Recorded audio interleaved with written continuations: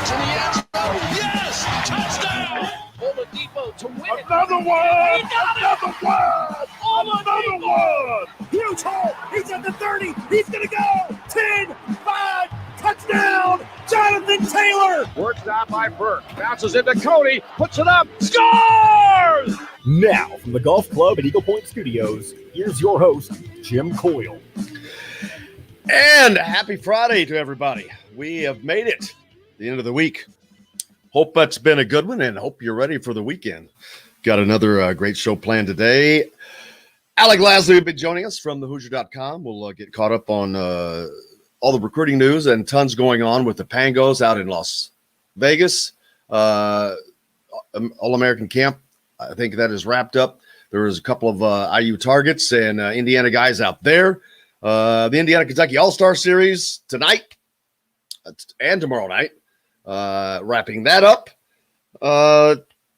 Just more recruiting news going on. Lots of other news to talk about. The name, image, likeness is just a behemoth that is just starting to engulf things. But that's what happens when you ignore things for a long time, as the NCAA has done. It's becoming a snowball that's about to run over them. Zach Osterman is going to join us to talk from the Indy Star to talk about that. He had a great piece on that yesterday, but we've been talking about this all week because this it's bearing down, man. It's bearing down. I noticed in the Big Ten, out of the how many schools are in the Big Ten now? It's more than 11. John, how many schools are in the Big Ten now? It's 14. 14 is what I thought. Because I don't understand that stat that I read from that I saw earlier. Then that 9 of 11 schools. I don't know what that came from. 9-11 states in the Big Ten, which that doesn't make sense to me. I have to go back and read that, but have NIL legislation in the works. The two that do not, Wisconsin and Indiana. Now, if I had to guess why Indiana is not a state that has NIL legislation, my first guess would be because the NCAA is housed here and they've said, oh, don't worry about it. We're going to go to Congress and get the magic wand.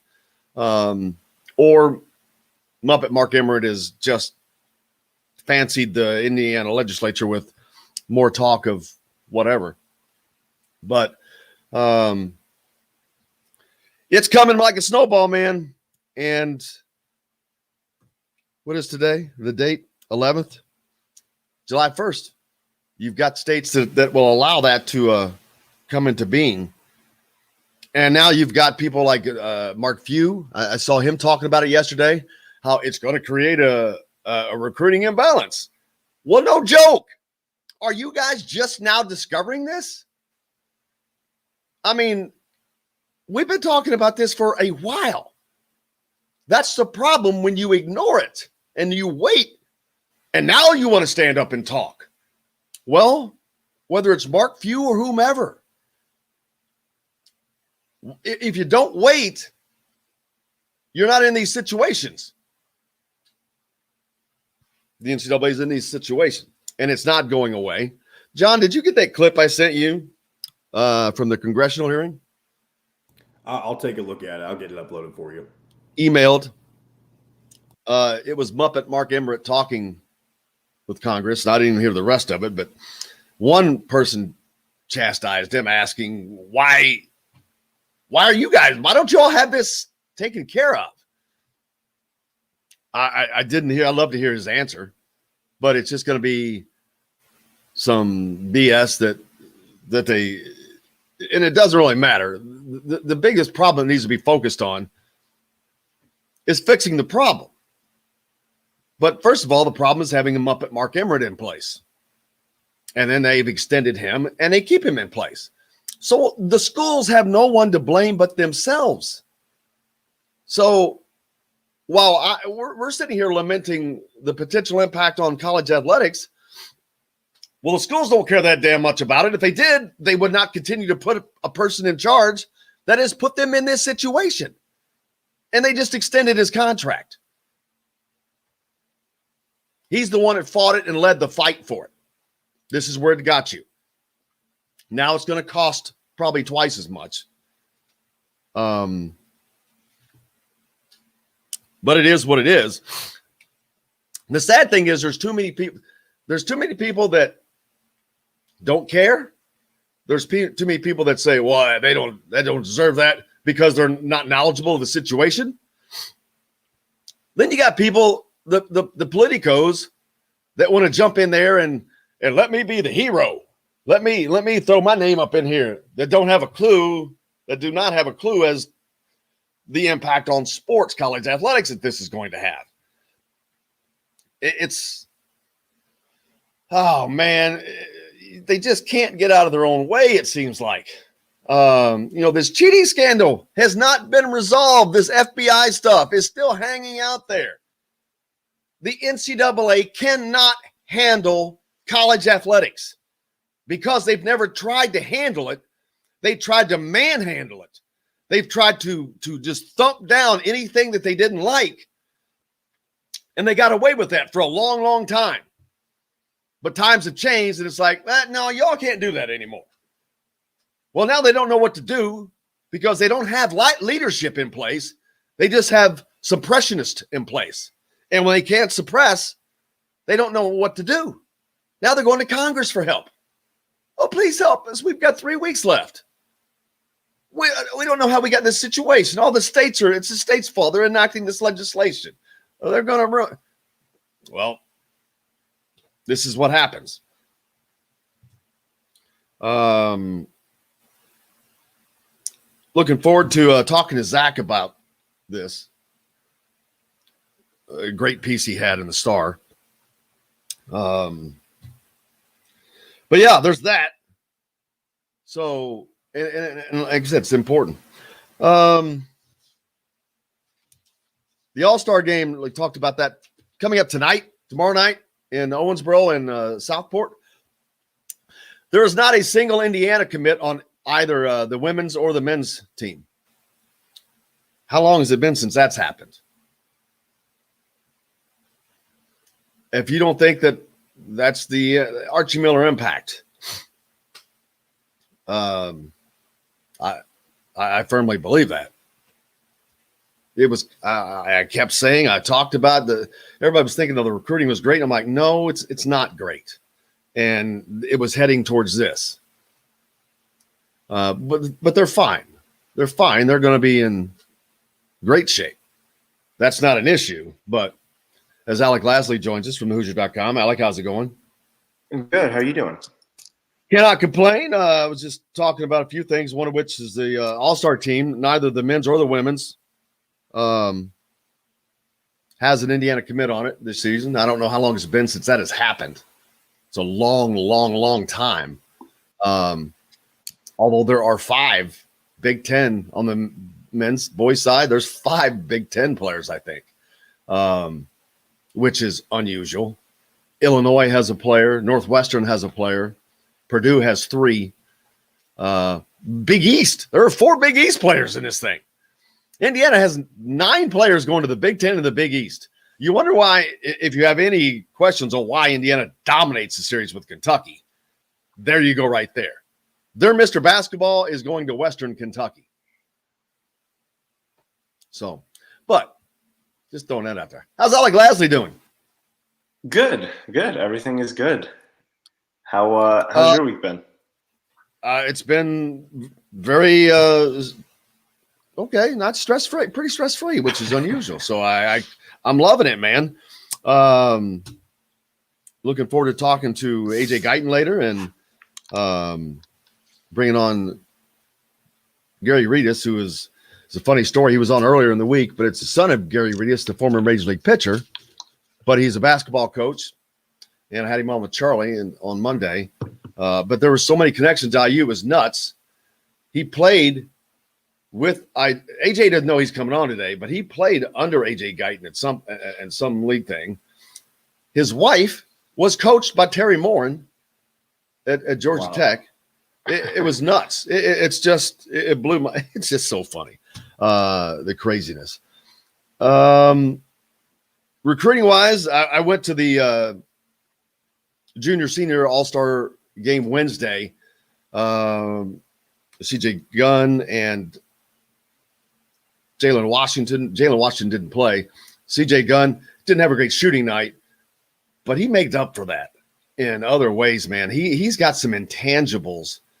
First of all, as a motor, which that's important because having a motor will get you places. Will make up for hell. When you talk to in the early days of the Archie regime, we talked about, man, there's nobody diving for balls, no one giving their all. You lost that fight.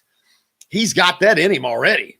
You see it in the natural. He had a great drive and dunk, and then he comes down and blocks Caleb first in that game. So he's just one of those kids that I think that it's got to come together. He's just got a lot. He's got it all out there. He's got a big package of tools. Yeah, and I think his willingness to play defense is one of the other things. Not a lot of kids at this age want to play defense and want to take on some of the other top offensive players on the other team, and he wants to do that. And so I think you look at what he can bring to the table, and yeah, a lot of people want to look at maybe his lack of consistent shooting at times, because I think he went about 2 of 13, 3 of 13 in that game, in that scrimmage. But for the most part, he's going to consistently give you not only effort on the defensive end, but also on the offensive end. And he's becoming a lot better of a playmaker, not only for his teammates. He can find a shot. He can get a shot off. That's never been a problem with him.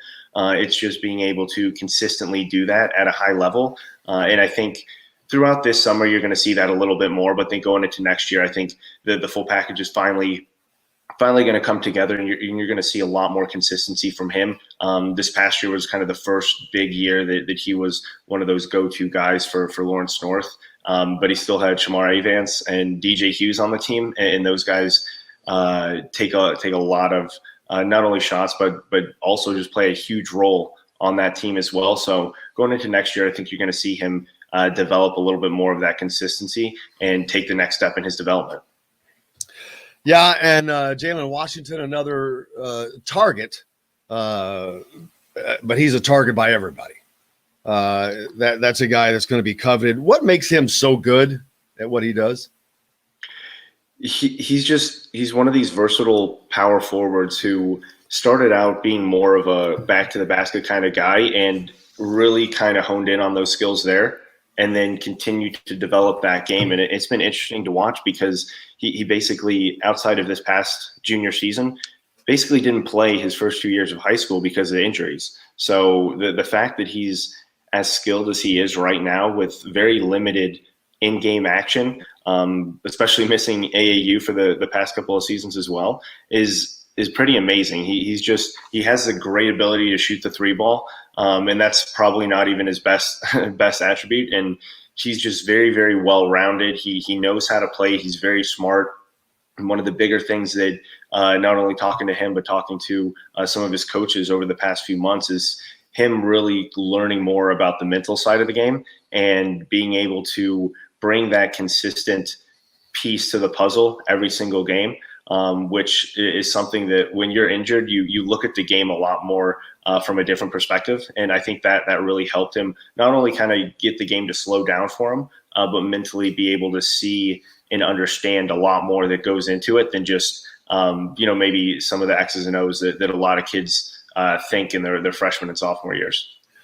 I had the opportunity to talk to him the other night, and the thing that struck me is well-spoken. I mean, both of these guys, very well-spoken. They have a basketball acumen. You can tell. It's refreshing. It's like, man, these guys are so much. You can tell they're just further ahead than kids were 5 and 10 years ago.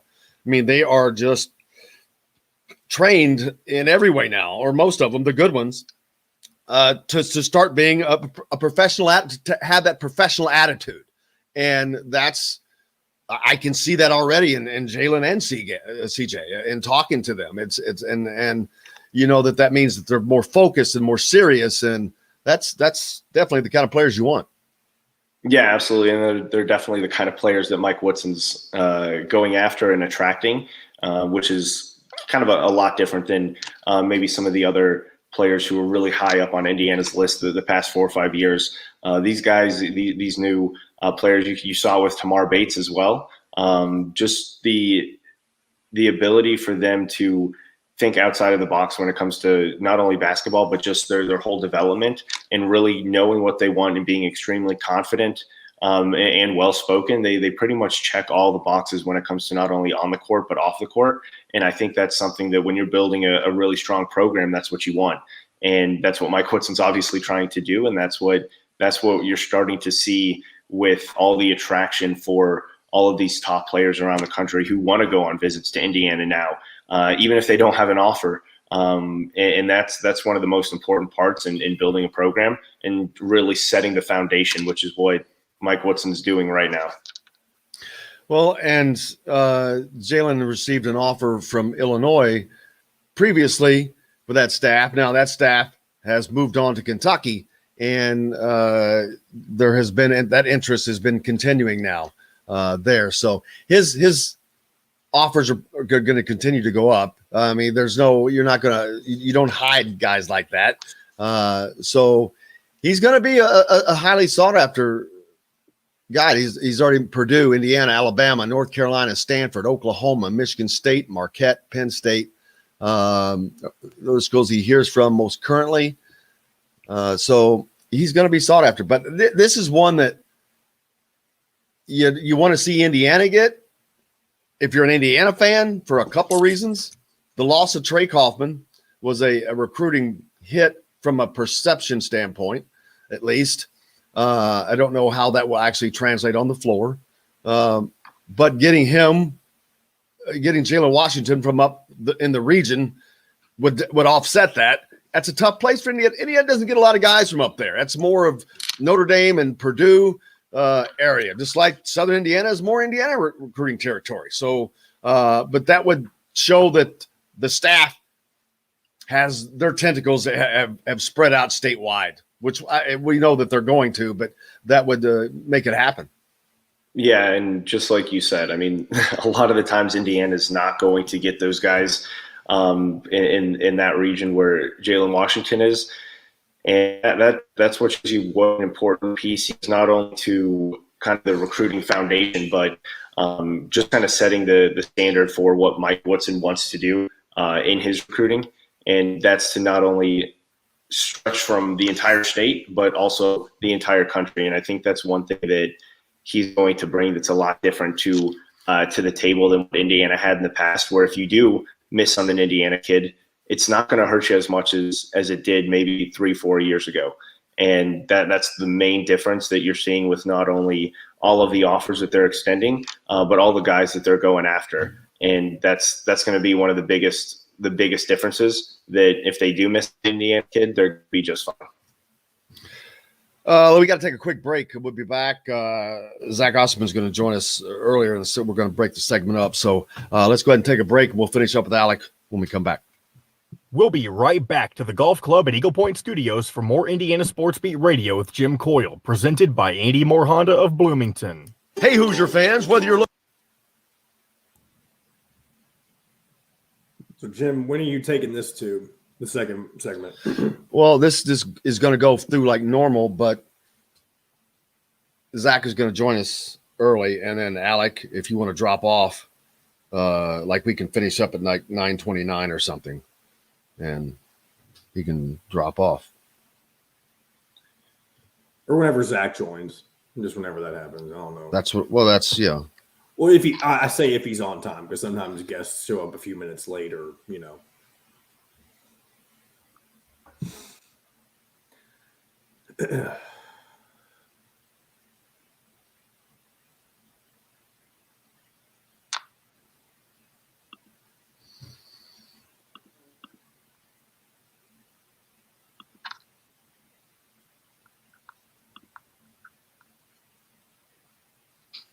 And you already sent Zach Osterman the link? Yes. Okay.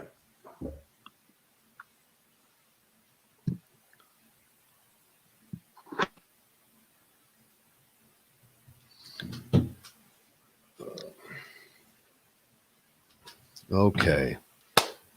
The Pangos. Anything big out there?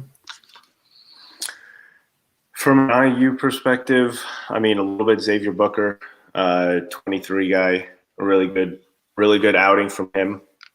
All around, he's visiting later this month. There weren't a ton of IU guys out there. Jalen Hook's another 23 guy. There's some players with IU offers who previous staff, and then also really not being recruited heavily by the new staff. So most of it was from the 23s, and then that was mainly it. Avery Brown in there. He's still hearing from Indiana, but for the most part, those guys. And then obviously yesterday, Jeremy Fears gets the offer from IU, 23 point guard, and then Caleb Banks is on his official right now to Indiana. Let's talk about that and today's visit and yesterday's visit. Yep.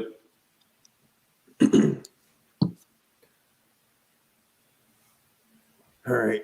Going to go ahead and bring us back in. Relaxing night with the family, meeting for lunch, hanging with friends, or on the golf course, Sam's Restaurants has multiple locations and something for everyone. Sam's Restaurant in Fishers has homemade coffee cakes and much more. Sam's Place in Broad Ripple has wings, tender steaks, and seafood. Sam's Ale House in Carmel and on 86th Street in Indy have a long list of craft beers and all of the right foods to go with. Plan a day on the links at Eagle Point in Bloomington, then stay for dinner at Sam's Clubhouse. Sam's Restaurants, professionals in the art of food and drink. This segment is brought to you by Bubba's 33 in Clarksville. Pizza, burgers, beer. Now back to the Golf Club at Eagle Point Studios for more Indiana Sports Beat Radio with Jim Coyle, presented by Andy Moore Honda of Bloomington. Here's Jim Coyle. Welcome back on this Friday. Alec Lasley from the Hoosier.com joining us right now. Indiana Rivals. Make sure you go there, sign up if you haven't for complete coverage of Indiana athletics, the Big Ten. I think you get free premium content through August right now. So a great deal there. The summer workouts have begun, but the visits have also started yesterday at IU. Yep. Jeremy Fears got an offer yesterday, but he didn't visit yesterday. No, right? he ended up getting his offer on his visit yesterday. So, That's right. Yep. Yeah. So he's a really sought after class of 23 point guard already. Tons of offers, nearly a dozen from anywhere around the country. Point guard from La Lumiere. Really, really good floor general. Really, really good ability to pass the ball, make plays for his teammates. Scoring, very, very good as well. He didn't have to score the ball a whole lot with La Lumiere just because they are so talented from top to bottom, but started as a sophomore and basically made his mark as that distributor. But he had a very good visit yesterday, obviously receiving the offer from Indiana. Overall, his recruitment through Indiana's perspective has been going very, very well. And yesterday was kind of the tipping point in terms of that interest level. There was already a lot of mutual interest between the two parties, but getting that offer yesterday is going to really help Indiana moving forward, just because basically the main starting period for the class of 23 starts in 4 days here, June 15th, when coaches are now going to be able to directly contact those rising juniors. And for him to already get on campus unofficially, but without an offer too, and then get that offer basically as the summer months really get going here, that's going to be something to definitely watch. And he's going to be someone, as long as Indiana continues to push for him, which they will, an official visit will definitely happen with him in the next year. And then that's going to be someone to continue to watch throughout his entire recruitment, just because Indiana was already in a good spot before. And I think really that his entire experience that he had yesterday was something really, really positive for not only him, but the entire family. Yeah, and now we enter this entire summer of activity, a summer that last year we didn't get. These kids getting on campus, the importance of that with this regime of coaches, different coaches that are bringing guys in from different places, and that's the thing. They're bringing guys in from different situations. Everybody would love to see, like, Purdue's got a ton of Indiana kids on that list, which is nice to see. But you know what? They don't have what I call superstars on that list. And there's only so many spots you're going to have for Indiana kids. I think you have to have a mix of elite. And I think that Indiana is heading towards that right now, maybe like a time never before. Never, because Bob Knight recruited what he recruited here in the Midwest was what he needed. But Indiana's going to become more of a national recruiting. Not that they're not a national brand, they are, but they didn't have to recruit nationally. But I think they're going to start doing that just because of the coaching situation with Mike Woodson, with the style and all that. Yeah, and you look at the visitors that they have on schedule for the month of June. Obviously, we just talked about Jeremy Fears. Lalemare is in Indiana, but he's originally from Illinois. Caleb Banks, who's on his visit right now, which is an official visit, he's from Georgia. Next week, you have a very important week for Indiana with both Justin Taylor from Virginia and then Kyle Filipowski from New York, both visiting the same time as well. So just you look at those guys right there. Obviously, none of those are true Indiana kids at heart, or true Indiana kids in terms of where they are from. So you look at the wide net that the staff is casting, and it's just going to be extremely beneficial for the whole Indiana staff to really get away from just focusing solely on the state of Indiana, because when Indiana keeps winning, you're going to want your local kids to come play there no matter what. And so if you just focus on winning, you focus on landing the top talent around the country, the guys are going to gravitate towards coming back to IU. And Archie Miller didn't have a difficult time getting some of those top players from the state, outside of this most recent recruiting class. But outside of that, he just didn't have that presence nationally that you're already seeing without Mike Woodson coaching a second of college basketball that this staff has really brought around the country, and being able to not only get an official visit from almost anyone they want at this point, but be able to grab the attention of any kid they want. And that's something that has been lacking from Indiana for a long time now. Yeah, it's going to be a change, no doubt. But if it's winning, no one cares. Let me tell you, if you're winning, no one cares. They want to see Indiana kids, but like I said, I think that a mix. It's just a mix, because there are too many guys that come on here with us that are former players, whether it's Verdell or Charlie, AJ Guyton. Those are all three of those guys. They're not from Indiana. None of those guys are from Indiana. So, yeah, they become Hoosiers if they're not. So that's not an issue, but it's just the brand, and it's going to be a brand of basketball that I think fans are going to be have great fun to see. What else do you have coming up next, Alec? Yeah, we'll have a recap of Jeremy Fears' visit, obviously the offer later this weekend, a recap from Caleb Banks' visit that's going on right now, and then moving into to next week when the class of 23 is going to be able to hear from college coaches. So there's going to be a lot of new names that pop up, a lot of names that you've been hearing that could be getting offers here in the next week or two, especially when the coaches can get out and start seeing these kids live. Well, appreciate it, man. Look forward to keeping up with that over the summer as that continues. The offers go out, the All-Star game tonight, tomorrow night. Make sure you check that out as well, and check out his coverage on Monday. Have a good weekend, man. I appreciate it, Jim. You bet. Zach Osterman is joining us now from the Indianapolis Star. Zach has a great piece out now. We've been talking about this name, image, likeness for a while, but it is coming to a head. Zach, how are you doing, man? I'm good. How about you? I can't complain. It's summer, and hopefully it was slowing down. It seems like it's slowing down, but it's not slowing down a lot this summer. It's better than last summer. Yes. It just sort of felt like it felt like nothing ever stopped. You know, I mean, we were just kind of locked in this cycle of trying to figure out what the news was. And, you know, you had COVID dangling over everything. It was a mess. I'm glad things are a little bit more normal now. And as they continue to try to get back there, I don't know if we'll ever get the same normal back, but getting back, going to the junior senior all-star game the other night. It was just fun being out in an environment where people were and seeing people. It was fun.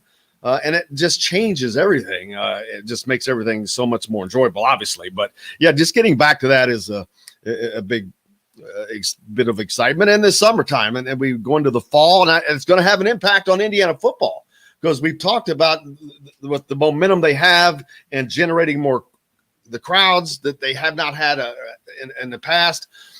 Is that going to have any kind of a hangover in affecting that? Because I know that they're going to get a bump, but I'm wondering if they're going to get the bump they would have gotten had it not been for COVID. Yeah, I mean, you never know, but I think then we I think it would be fair to wonder if last season happens quite the way it does, if not for COVID and if not for, you know, different, just the way that things, not necessarily no fans in the stands, but just the way that things kind of snowballed for Indiana. You know, do they work quite the same way if you've got fans in the stands at Ohio State or fans in the stands at Michigan State or wherever it may be? Who knows? But I don't know. Everybody plays the hand they're dealt. So, yep. And speaking of dealing a hand, man, the NCAA has dealt itself a hand. I'm wondering if we should just go ahead and take a break now before we get into it. Let's do that, and we'll come back and get into that. But the name, image, likeness continues to roll like a snowball downhill, heading towards the NCAA. With a July 1st deadline of 6 states, it's already implemented legislation. We'll see what's coming on. Let's take a quick break. We're back with Zach Osterman from the Indianapolis Star right after this. We'll be right back to the Golf Club at Eagle Point Studios for more Indiana Sports Beat Radio with Jim Coyle, presented by Andy Moore Honda of Bloomington. Whether you're looking for what else is new, Zach? That's about it. How's the family and the little one? Good. We're actually moving this week and next week, so got a bigger house down a little bit further south, kind of by the Speedway. So, oh, you're right by me. Well, 10 minutes from me. Where do you live? I'm at Eagle Point. Oh yeah, no, it's actually off Dillman Road. So yeah, it's about 10 minutes away. We just needed more space. So yeah, everybody's Scott Leskowski just moved out here. Oh, did he really? Yeah, we played golf last night. Do you play golf? Not very well, no. Well, no, none of us play well. None of us. Well, if you're ever bored, they have a men's league on Thursday nights out here. That's just a hack fest, but it's like a 3-man scramble. It's just a fun thing. It's fun as hell.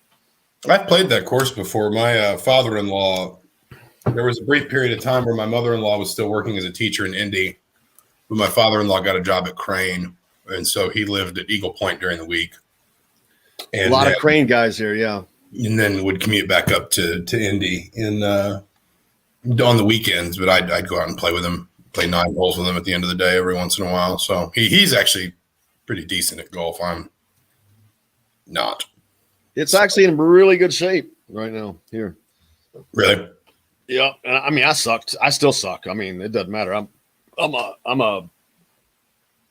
want to be better, but I don't have the patience to put into the what it takes to get better right now.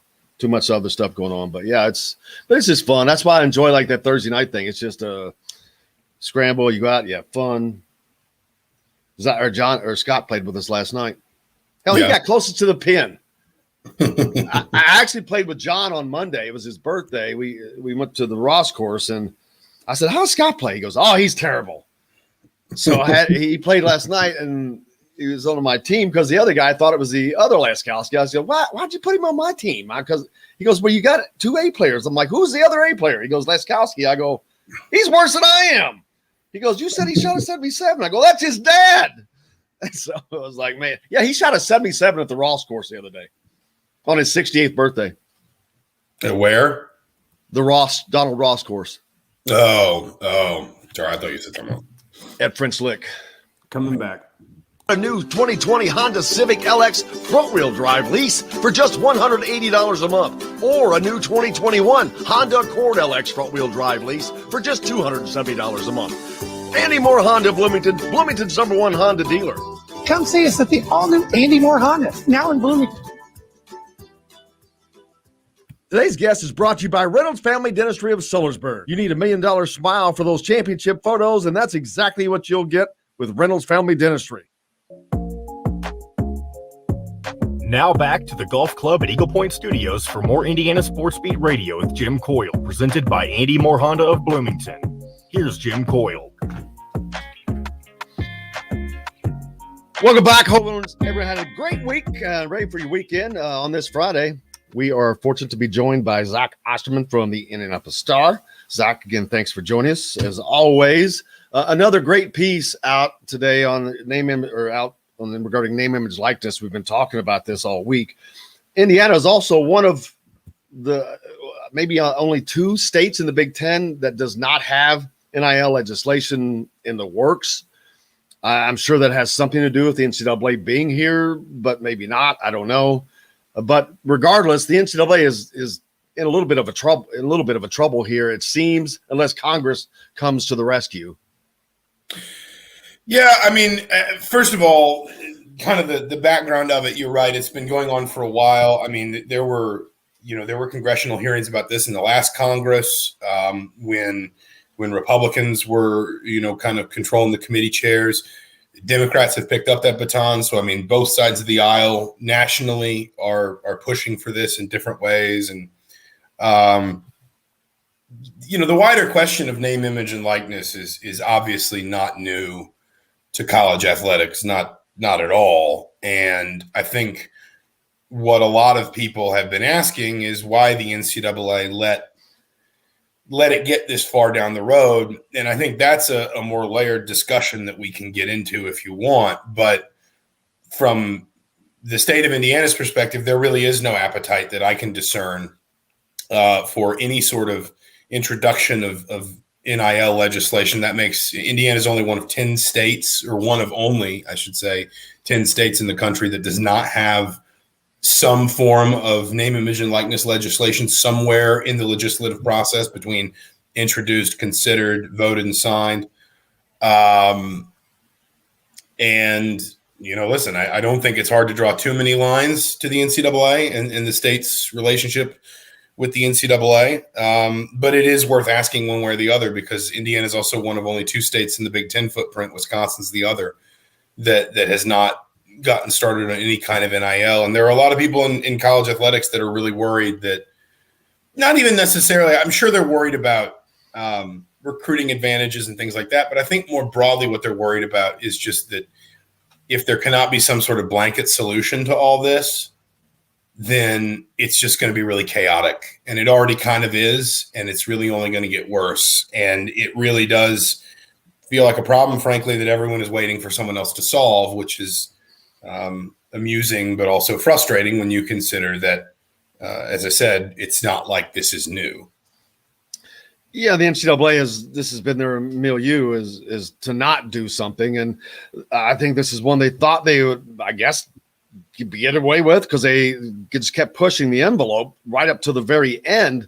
But now it's caught up with them in a horrible way. And then you get political people involved that don't know as much as they should know, but they have enough power to do things that can also hurt in a way, in a different way, by enacting things that before people really know how to like you just talked about.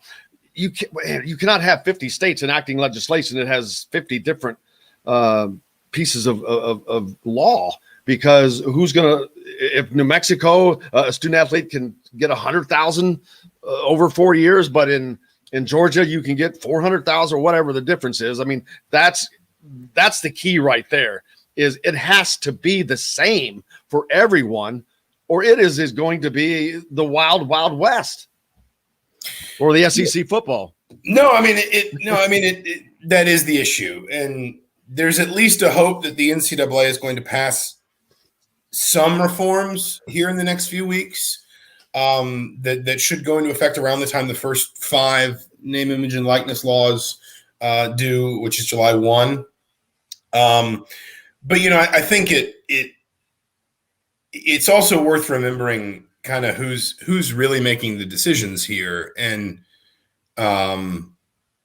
there's been a lot of criticism of Mark Emmert in the last few days, and I know that he was the subject of some pretty stern words again from lawmakers on both sides of the aisle in these congressional hearings, and he has been before.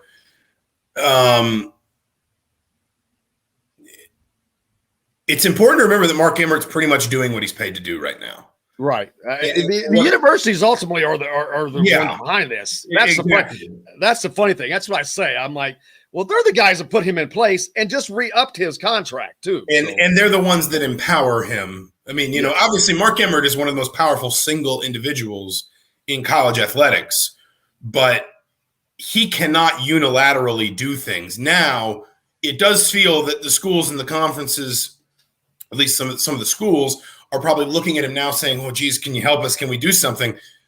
But, this isn't a problem you can unravel in 3 weeks. This isn't something you can just sort of snap your fingers and fix or address. A lot of people expect whatever the NCAA puts in place to be substantially less or substantially more restrictive than a lot of the state laws already on the books.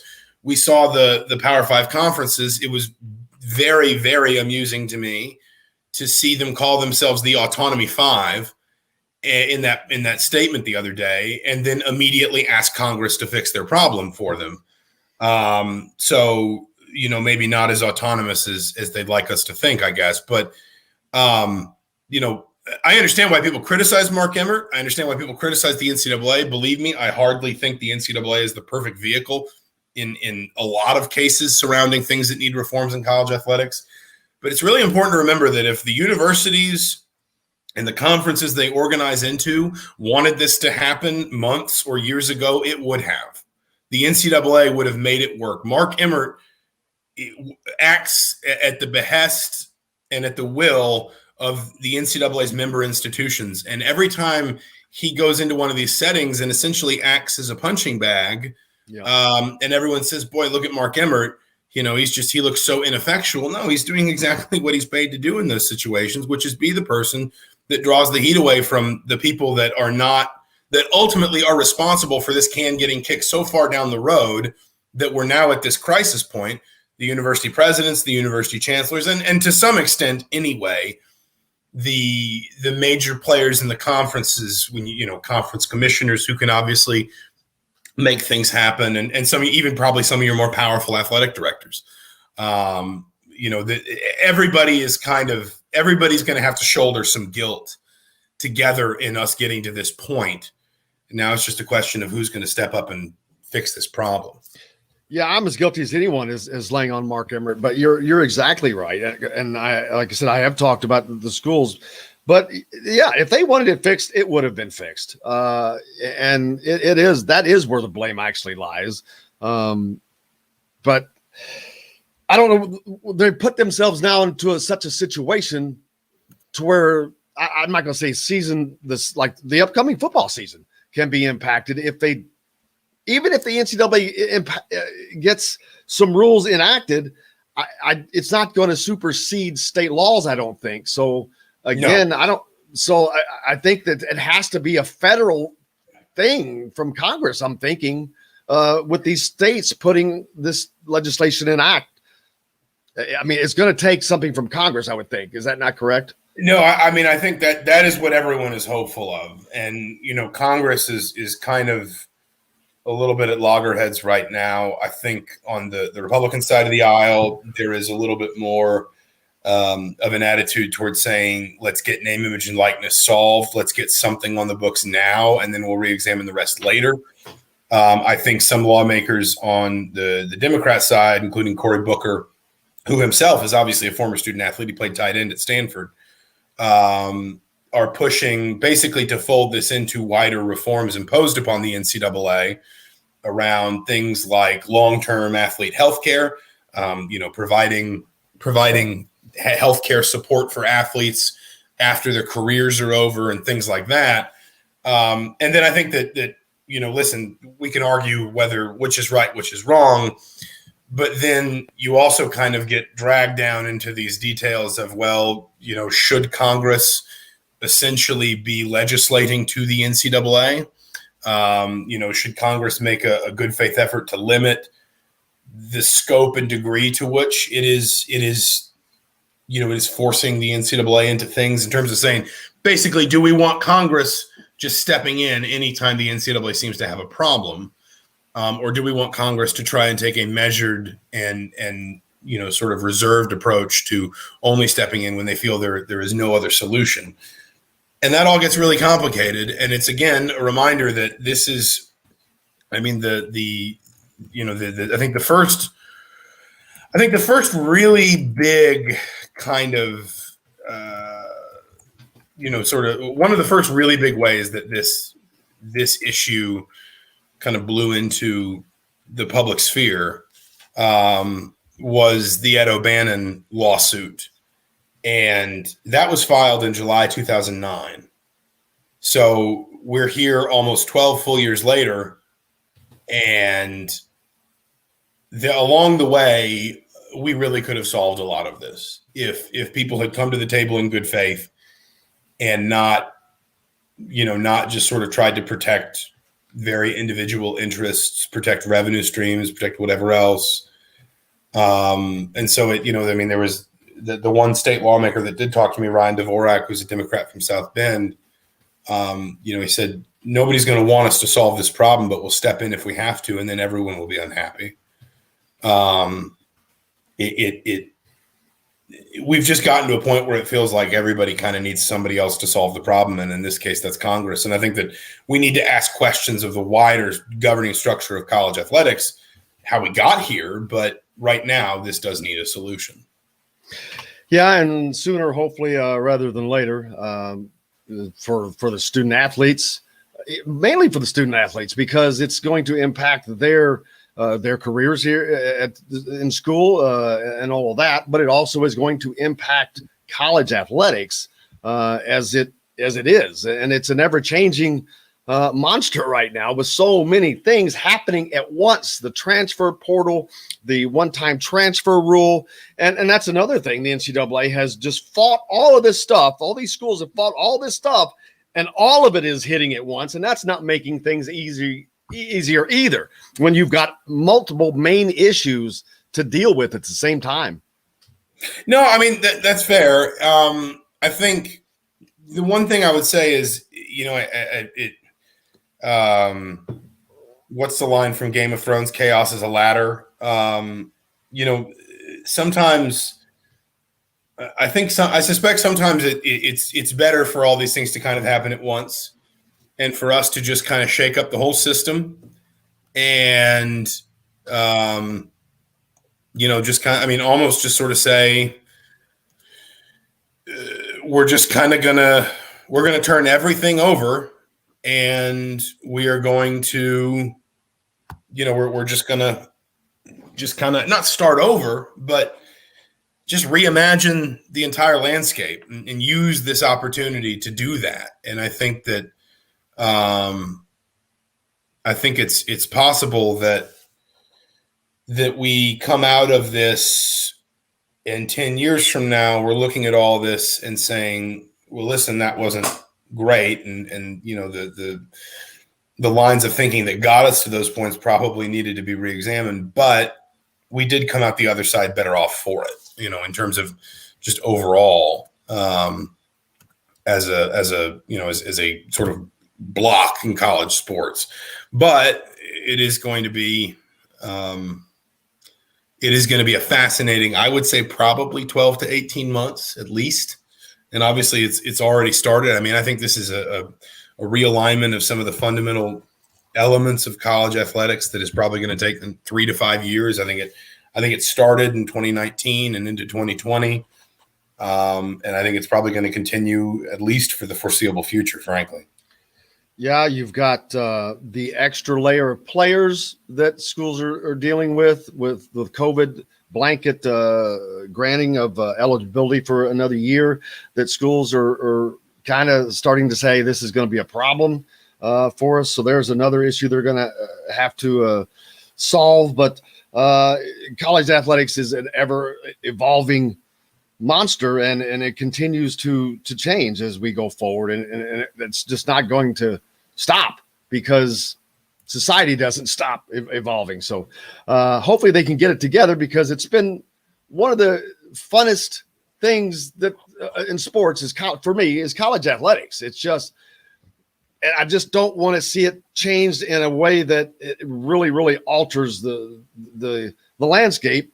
But I don't know that it can be altered really a whole lot more than it already has been. I mean, you look at schools like Clemson and Alabama, it's in such a different zip code for football and things like that. Is that going to potentially give these 5 of these 6 schools running the SEC schools? Is that going to potentially help them with just even if it's a short while, but get a jump on everybody else and really propel them like Alabama's propelled, Clemson's propelled? I mean, possibly. Just, to be honest, I think it's possible. But again, I also think it'll realign itself. College sports won't cease to exist. We won't lose all of this. It will be uncomfortable, I suspect, at times.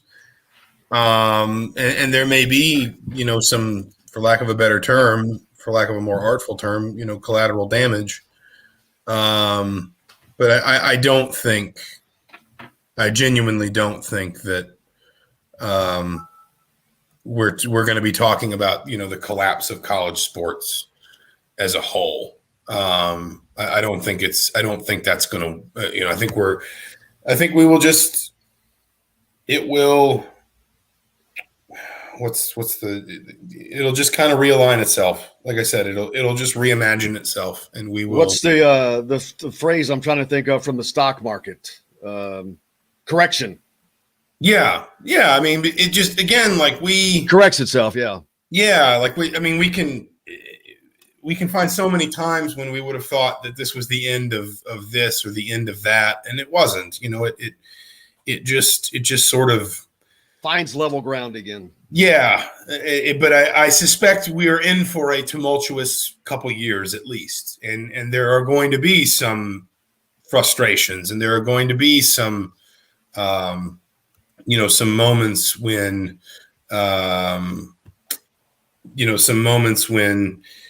we think, Jesus, was this all worth it? Or is this really erupting into a problem we can't control? Is this spinning out of control?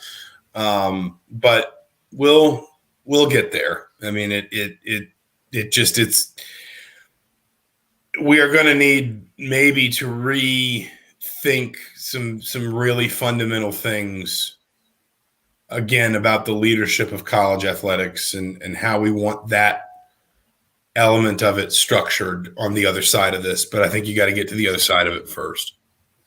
Absolutely. Zach, what do you have coming up next? We just got done with that great piece, but the All-Star games this weekend, of course, but Kyle's probably covering that with no IU guys. That's another thing. No IU recruits on either the women's or men's side of the All-Star team. Yeah, I mean, it was a weird year and a quiet year from a recruiting perspective. That's another piece of this that's going to get really realigned is the transfer portal and, super seniors and trying to figure out, well, how are teams going to attack recruiting 2022? And they maybe don't know exactly how many scholarships are going to have open, all of them. And, where are these kids all going to find programs and different things like that to go play for? I mean, it's the post-COVID element of this. I think COVID slowed college sports down physically, obviously, but possibly sped a number of these issues up to a point where now we are very much going to kind of have to confront them all of a piece rather than maybe one at a time. But it Thomas Jefferson who said a little revolution now and again isn't a bad thing. So maybe we will come up the other side of this a little bit better off. Well, let's hope so. We're looking forward to it. What do you have coming up next that you're working on? What do I have coming up? Geez. Mailbag next week.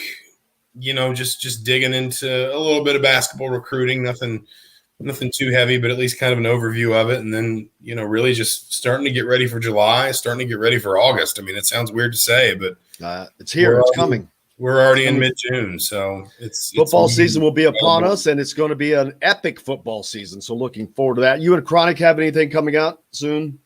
We got a podcast up today, I think. I believe it went up today. So we cut it a couple days ago, but I think it went up today. So make sure you check that out. Zach Osterman from the Indianapolis Star. I cannot thank you enough as always, man. I really appreciate you. Absolutely. Thanks for having me, Jim. You bet. As always, Zach Osterman at the Indy Star. Make sure you give him a follow. We appreciate him as always. We're going to be back with AJ Guyton and a special guest for him right after this. We'll be right back to the Golf Club at Eagle Point Studios for more Indiana Sports Beat Radio with Jim Coyle, presented by Andy Moore Honda of Bloomington. Hey, Hoosier fans, whether you're looking, bring them both in. He already knows you were coming, Gary. I had to spill the beans. Man, I had to spill the beans because he. What's AJ. going on, Redus? What up? Boy? Looking good in that Mustang. You like that? You like that? Yeah. Little change ain't always bad. You know. Was it a Nashville to Dallas? I think I like it. Yeah. I'm waiting on you. I'm waiting on you. Yeah, it's coming. It's coming. Yeah, we think about you every day. Mm-hmm. I had him on the show. I don't want to say too much because I'll day. say it while we're on air, but it was so funny how this all happened, AJ. I kind of like that. I don't want to say it twice, but yeah, I got Gary on originally because I saw connected on Twitter, and I was thinking he was his dad. I grew up a big Reds fan, so okay.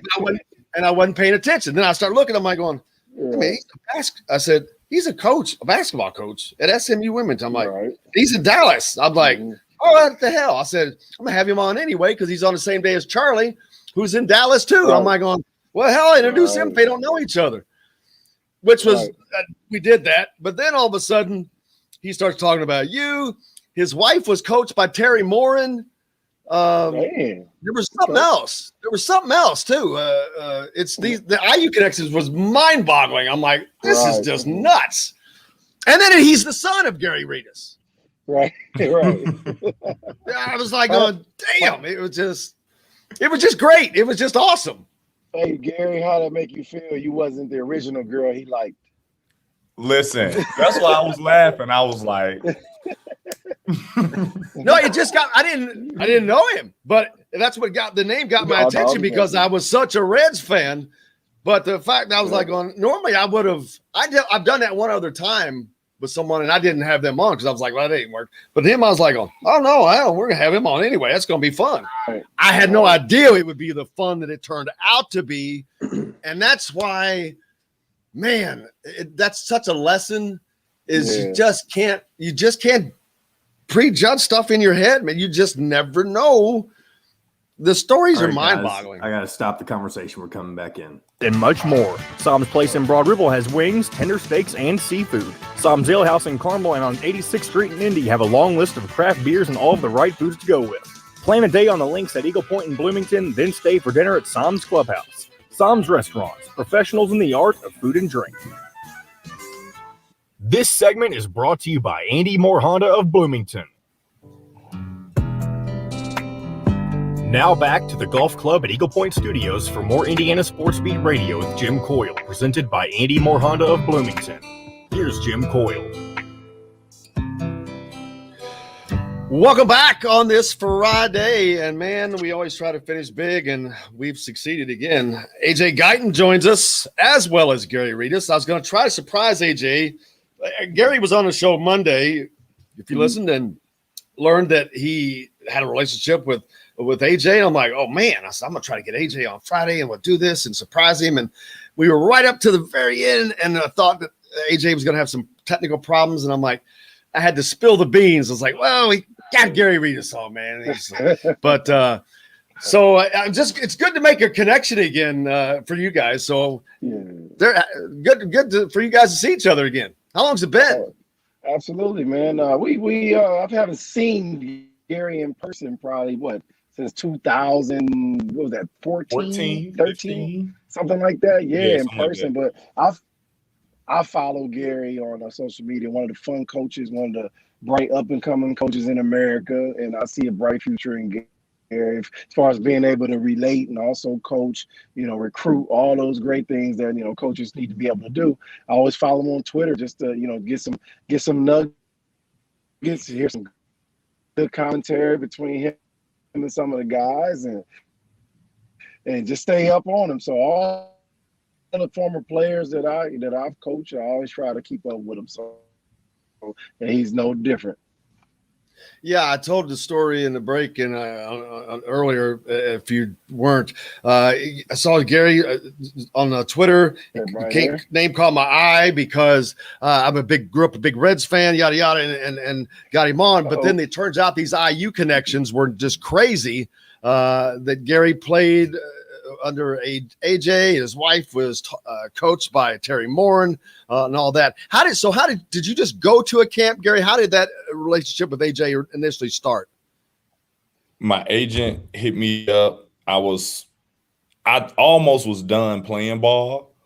But then I was like, all right, if I don't go back and do something now, if I don't start back playing, I'll never play again. So let me do something. My agent contacted me about an opportunity.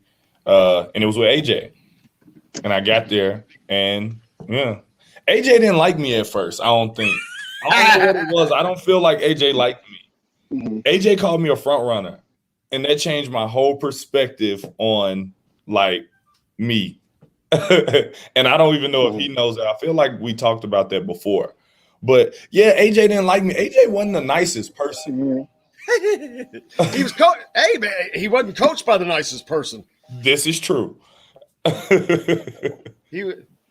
is that, AJ, do you remember how your coaching style? Did you draw some of that from how you were coached? And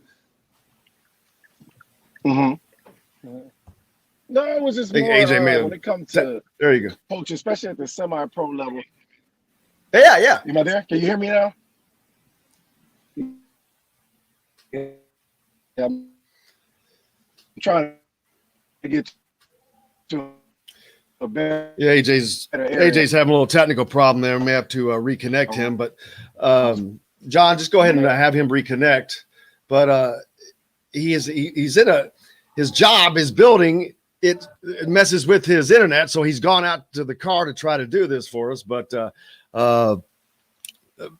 hopefully get AJ back on there. But yeah, it's just so cool when you can able to get these guys to come back together like that. And introducing Charlie to Gary, they're both down in Dallas, like I said, and continuing those relationships. But getting the stretch and the branches, it never ceases to amaze me of this person worked with this person. It's like I was talking about Terry Stotts the other day. I was just talking about Gary Redus. I'm talking about the relationships of people, how it's mind-boggling right now. Sorry, we were singing happy birthday to our secretary.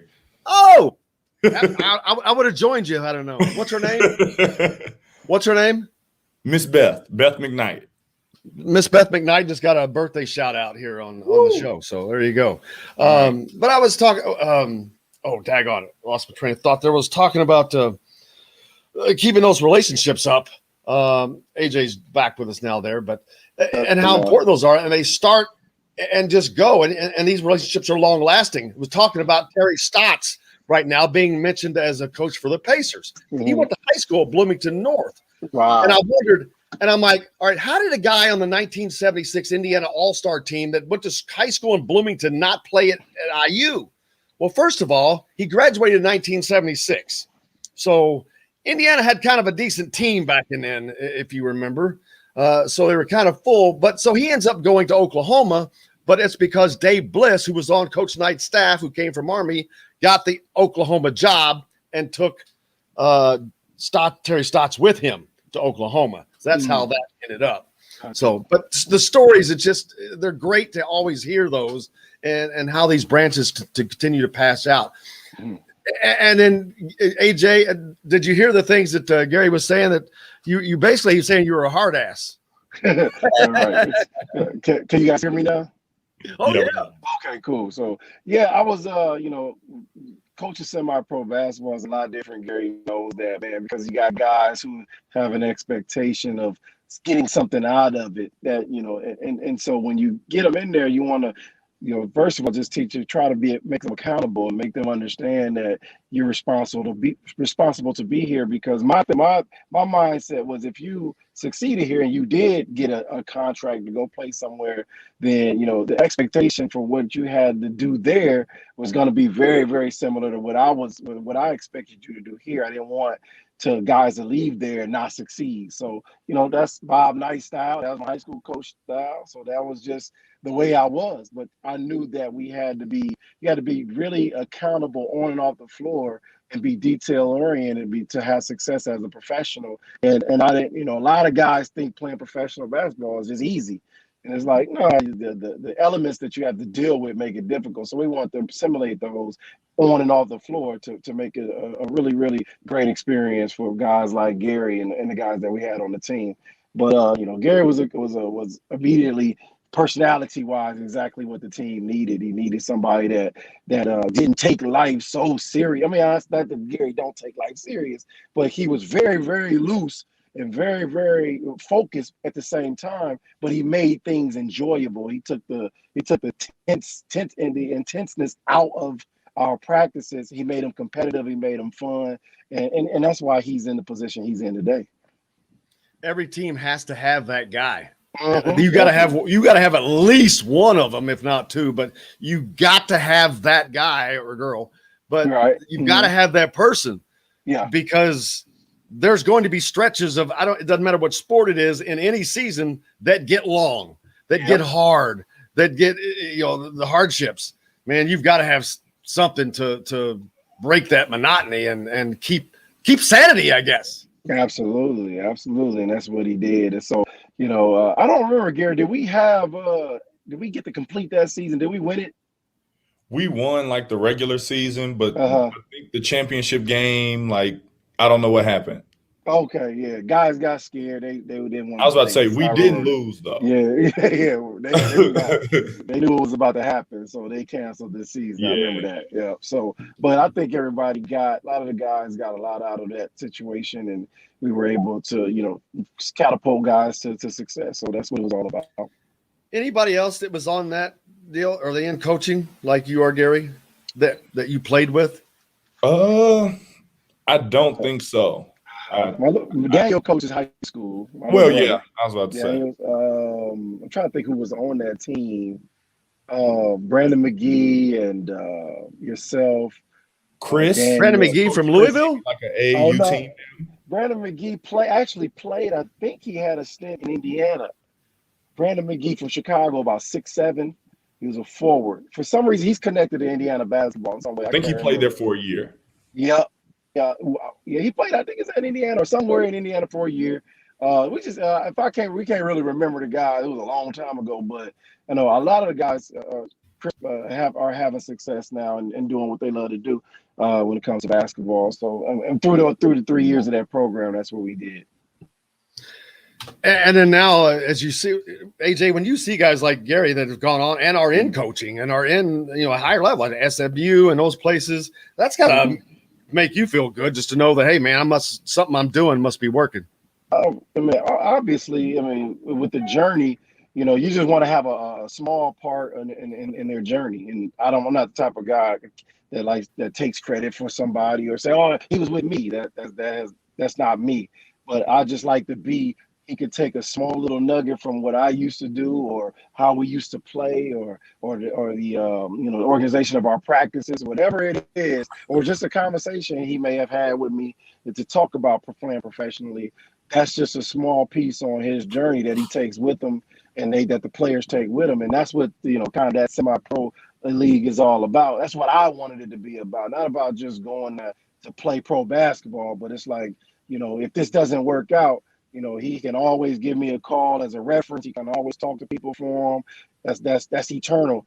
And it's just not all about basketball. So I just love to see it and watch it and just say, man, I had a small piece in his journey. And as he becomes a head coach, that's going to be the ultimate satisfaction for me when he becomes a head coach, because I know that's what, at the end of the day, we want to run our own teams, and that's what we aspire to have, so we can put our imprint on the college game or whatever level. So that's going to be the most exciting thing for me to see that. Gary, as you go, kind of how it worked out. That's honestly how it worked out. Like, I don't know, and I feel like I told you this before, like just some of the stuff that you used to say to me in particular, because you didn't really mince words when it came to it, and that's what I needed. Right. I've always wanted people to be really, really direct, and you were really, really direct. And I needed that, and a lot of the stuff that you just used to talk about on a day-to-day basis really, really stuck with me. And yeah, when I was going to Vandy, you got a call because you were one of my references. Right. Oh yeah, for sure. Yep. Steph knew you. Yep. So it all just kind of worked out. And now we talk. Yeah. You know what I'm saying? And I think that's what it's all about. And those are the kind of things that I look to do kind of in my career. Definitely. Who are your mentors, Gary, that you reach out to still as you go through? Because I know as you pay attention to coaches, we always see, well, they always talk this guy. I talk to him once a week, or I call him once a day, or they talk to this person and that person. Who are the person or the people that you kind of lean on? I mean, you have people that I communicate with, like in AJ. My college coach, one of my college coaches, Greg Gary, who used to be at Purdue, who's now the head coach at Mercer. Coach Carlin Hartman, who used to be one of my assistant coaches in college, who used to be at Oklahoma. He's now an assistant at UNLV. And then you have people who are kind of doing what I'm doing in the women's game, who are a little bit more seasoned, like Satia Messer, who was an assistant coach at Baylor and now is an associate head coach at LSU. And then my sister, I talked about my sister last time I was here.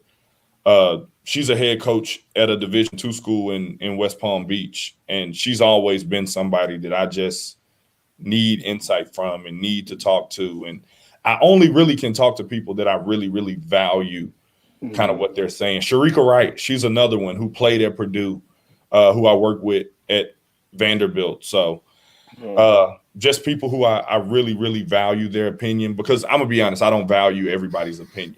And I think that's the same for everybody. Say whatever, but I don't really value everybody's opinion, no matter what they're doing. So the ones that I really built close relationships with, those are the ones.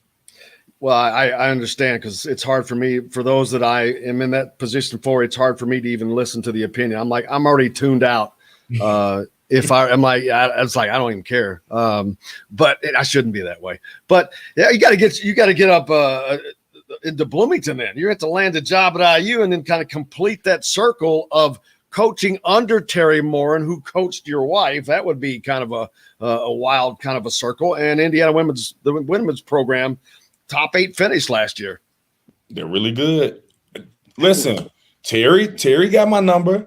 He knows exactly where I am. We can talk on down the line. We can talk. You better hurry. I think they're probably, see, now that's good though. When they started having success, that's when you see spots opening up, because that's when you get people kind of moving on. It's like, hey, what's going on over there? So there must be somebody coaching over there. What's going on now? The summer's here, AJ. How does that impact your summer? What you're going? What do you have going? I'm still, as you know, I'm the director of athletics for Peoria Public School, which is a school district in Peoria I grew up in, about 15,000 students. So my responsibility is to generate, exciting, new, innovative sports programs for our youth here in Peoria. We struggle with gang violence. We struggle with truancy and things like that. So, I'm trying to use sports to galvanize and get kids back into the gyms and back interested in going to college and getting out of their city, or going to a college within their city, to further their career. So we see it's kind of lost now with a lot of, social media and kids being able to kind of market themselves and be their own walking business. So, kids just forgetting about, hey, I got to train, get in high school, train, have a good middle school program, all those things. And it's just really, really all tied into travel basketball, which is not a bad thing. I think they all go together. But our system hasn't been as good as it needs to be in the last 15 years. So in addition to that, I'm still doing the show House of Hoosier. Just do a couple shows a month during the summer. You'll see some guys, Miller Kopp I had on, Tamar Bates I had on a couple weeks ago. So just staying busy, man, staying in the game, having fun with it and enjoying it, man. And talking to guys like you when I can. Gary, have you seen his podcast? He's been killing them. I watched it a couple times. I did watch it. Whenever I see it on my Twitter feed, I always make sure to click the link. Support AJ, see what he's talking about. Oh yeah, absolutely. Oh yeah, we've got it pinned on the Hoosier.com website. There's a place where you can go there to catch all the episodes. But yeah, they're all great. I love listening to them. And it's just something fun, and it also opens up other avenues for you, AJ. I mean, I got to take a quick break, but I'm going to talk about that. How has that changed, helped, and developed you as a person, coach, and all of that, and as somebody who deals with kids? Right. Impart that on to Gary. Who knows? We keep teaching, but now we'll be back real quick after a quick break. We'll be right back to the Golf Club at Eagle Point Studios for more Indiana Sports Beat Radio with Jim Coyle, presented by Andy Moore Honda of Bloomington. Whether you're looking for relaxed, what's that? Okay. I was going to ask Gary. You guys gonna be in Chicago? Yeah. Okay. Yeah, we'll be in Chicago, so I'll see you up there. AJ has a daughter who's really, really, really good. Oh yeah, that's right. How old is she? Yeah, she is. She just turned 15 last week, a couple weeks ago, May 27th. So yeah, she's gonna be a sophomore. She's gonna be a sophomore in high school. So she's building, man. Just trying to get her right. She's coming to school. She's coming to school wherever I am. Wherever Gary is, I keep telling he'll be a head coach by then. I just feel it. I just know. Where does she go to high school? She go to Peoria Central High School. It's the high school I went to. Is that the best one in Peoria? Yep, they had the best team in Peoria, man. And but what I did was I created kind of a AAU team so I can get her out and get them out so people can actually see them, because it kind of, Peoria is not known for girls basketball, known for boys basketball, but I'm known for girls. So when there is a good team, you'll never know it. So I was like, we need to start some programs so we can get these kids to go to Chicago and get educated about the landscape of girls basketball, which I'm new to. And I use Gary a lot to try to figure out, what to be at and what to do and all those type of things. And that's why I was a little weary, because I was like, I don't know if can me and Gary talk. My daughter's a prospect, so I was like, you know what I mean? So I didn't know if Jim knew that, so I was kind of quiet on that. Yeah, we just can't really talk about it. Oh yeah, I forgot. Right. So okay, that, man. So I ain't saying nothing. You got to just dance around it. That's it. Yeah, and we're doing a good job of it. So I just wanted to make sure Jim knew, because I don't think Jim knew. Yeah, well, normally I am aware of that stuff, but it didn't dawn on me, because I was thinking, sophomore. Yep.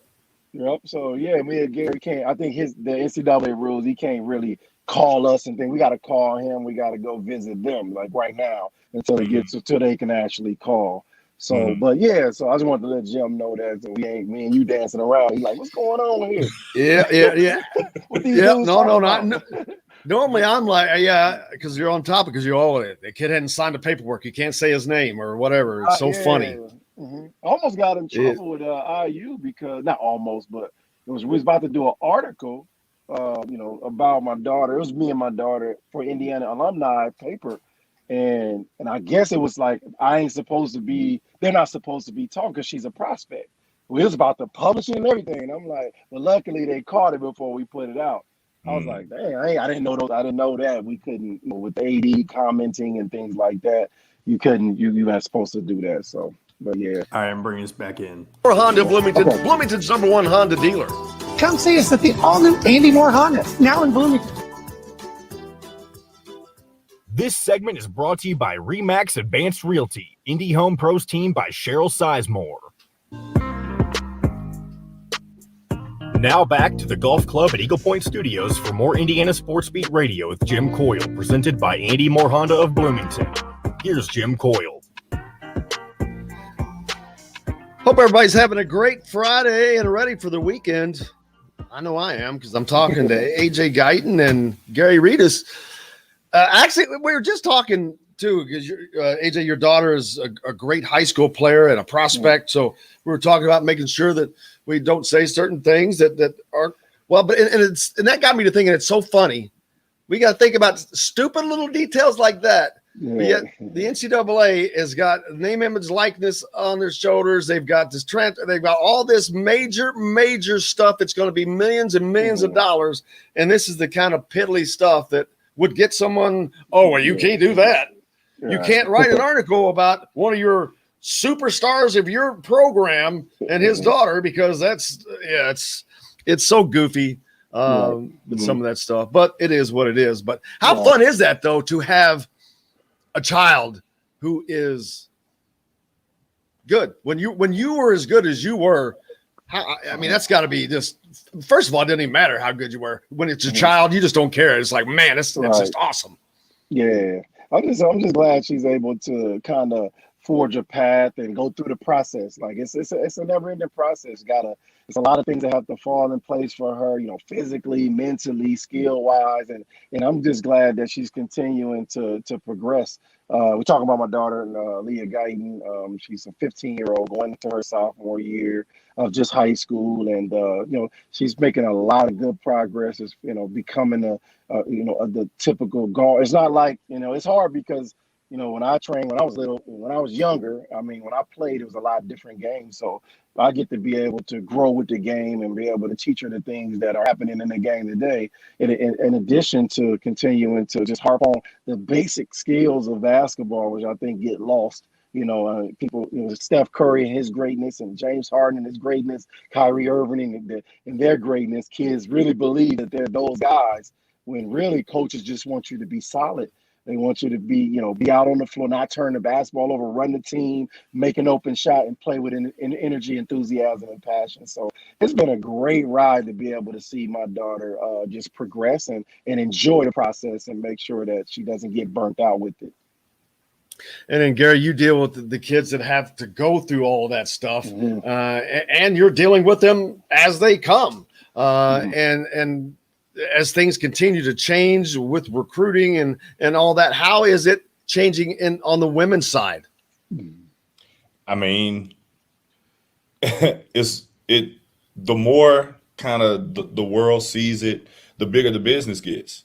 And the bigger the business gets, the more eyes are on you, the kind of the steps that you have to take. But I mean, you see it, these kids are playing a whole lot of basketball, whole lot of basketball. I don't know if that may be a reason why you may see some injuries increase. But I think that, they come in and they can play. Like, they know how to play. They know how to get out on the court and just play, where I don't think it was like that, kind of when I was coming up. But these kids know how to play. And I think that when they see systems that allow them freedom to just play and to just kind of go in and do what they've been doing their entire life, I think that's why you're seeing more parity in the game. I think that's why you're seeing a lot more prospects not worrying about, going to UConn, or going to this school, because they're like, I just want to play. I want to get in. I want to play. So I'm going to go to the school where I can have the best opportunity to play. I'm going to go to the school that I'm going to have the best relationship with the coaching staff, as opposed to I'm just going here just because it's the biggest name. And I think that's been the biggest thing that has hurt women's college basketball, is the big programs have gotten all the great players, but it's gone on for too long. And where Tennessee dominated for too long. You can't dominate for 10 years in a sport. UConn has dominated that long. And because they kept getting Sorry to interrupt you. I have a meeting. I'm being summoned by my head coach, and then we have today. AJ, you my guy. Absolutely, thanks brother. for having me. And we'll see you again, buddy. All right, man. Thank you, buddy. Take it easy, boy. Peace. Yep. Well, you got that head coach thing come across there. You got to go. You got to go to the head coach, man. But I forget what I was saying, but as far as Indiana contacts, who have you been talking to? Any of your teammates here this summer and staying in contact with those guys? Yeah, I'm definitely, with the new regime change, and just I had a chance to have a conversation with Mike Woodson, reconnected with Dane, reconnected with Mike Roberts, and just had great conversations with those guys to help in any way I can help them succeed and make sure that our players, on my show still our former players still had that voice to be able to support, and talk about Indiana basketball in a safe place. So. I think our relationships are tight, man, and I appreciate them being on my show and being able to reconnect with these guys, man. It's been fabulous, man. What do you?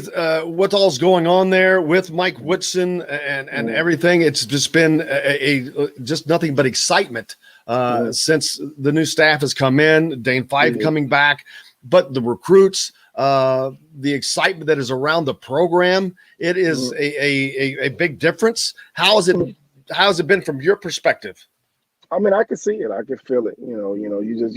It goes in sections. The summertime right now is an exciting time. Everybody's excited about the prospect. They're excited about the movements that they see with the roster, being able to get out and recruit. All the questions that people had about a former player taking over the program has pretty much been answered, and they're unwarranted, worries and questions. But, sometimes you got to take a leap of faith and put a guy in that position to see if it can be done. Just like you took a leap of faith to see if Archie Miller could get it done. You took a leap of faith to see if Tom Crane could get it done. All these other coaches.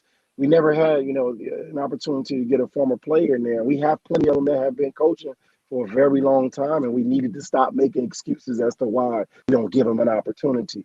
And and if it works, it works. It doesn't work, it don't work. It doesn't mean no other former player or any player ever gets an opportunity. But this was the prime time and the prime person to try to see if we can, fuse our Indiana basketball history with a new style and an innovative way to play the game and create a new Indiana. Yeah, it was probably past time for that to get to do that. But speaking of older coaches, it's so funny because we got Mike Krzyzewski retiring, but I promise you, Duke would love for him to stay on, and he's in his 70s. Roy Williams just retired, and he's close to 70. I guarantee you North Carolina would love to have him continue coaching. So being an older coach is not a problem. It's just a problem in some people's minds, but it's not the players. So that's just funny that was ever an issue. But the excitement around with those players, bringing the IU basketball community back together. I mean, Coach Knight coming back last year or the year before that seemed to have started that. This really seems to have put that in even further motion. Of bringing everybody together, because there were factions. Like I said, you had Knight guys, Crane guys, now you got Miller guys, but they're all IU guys, and it didn't always seem that way. Yeah. I mean, I've always said, and I said this back before I got inducted into the Hall of Fame back in 2014, that it was a black cloud over the university because of the Coach Knight situation, and it needed to be fixed. It's just like anything else in life, man. You can't just avoid it. Some things you have to tackle head on, and you have to get, to generate peace in that situation before you can move on. And I think that, bringing Coach Knight back and Coach Knight coming back and all the guys coming back was the beginning of that process, which eventually led us to where we are today with, Coach Woodson being able to take over and having more of a family atmosphere when it comes to Indiana basketball. But it all started with rectifying the situation with Coach Knight. And we know some of it was Coach Knight, being stubborn, not wanting to come back. But at the end of the day, when you have to clean out your closet in order to move forward and move new things in. And so that's what we did. And I think that's why you feel that, there's a sense of energy and then there's a sense of excitement about Indiana basketball right now. But it started with cleansing our souls with Coach Knight. Absolutely. And have you talked to some of your former teammates or just other guys and about getting back in and visit? I mean, I know you're not too far away, as a couple hours away, so it's not a big deal for you, but that's the time. But does this prompt you to want to get back more? Absolutely. I think about it all the time. I'm kind of busy right now. I haven't been able to do it, but it's going to happen. So I think guys are excited about it because they're welcome. Not that the other guys didn't welcome you and you just didn't know them at the end of the day. You had to go through a lot to get just to get a little bit. So it was like now with these guys, you got, Coach Woodson's phone number and be able to just reach out and say, hey, or all the assistant, or a couple assistant coaches, Kenya Hunter, Dane Fife. I actually know these guys. I knew these guys before. So, now it's comfort. There's a comfort level to reach out, and all players can feel that way because most of our players know Dane. Most of our players know Coach Woodson. So, I haven't talked to a lot of them, but I'm quite sure that, guys are feeling really good and really comfortable about coming back to IU.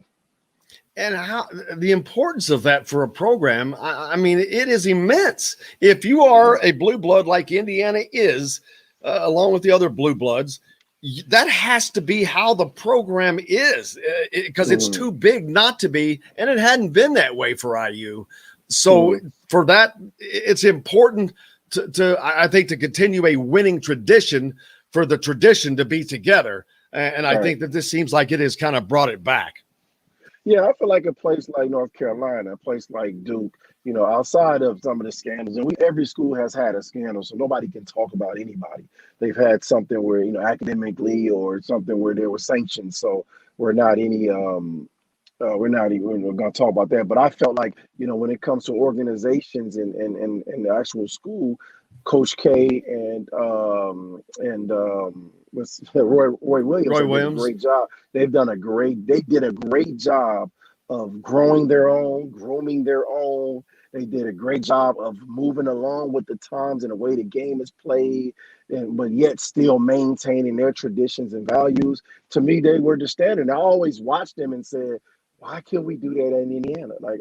That's the missing piece.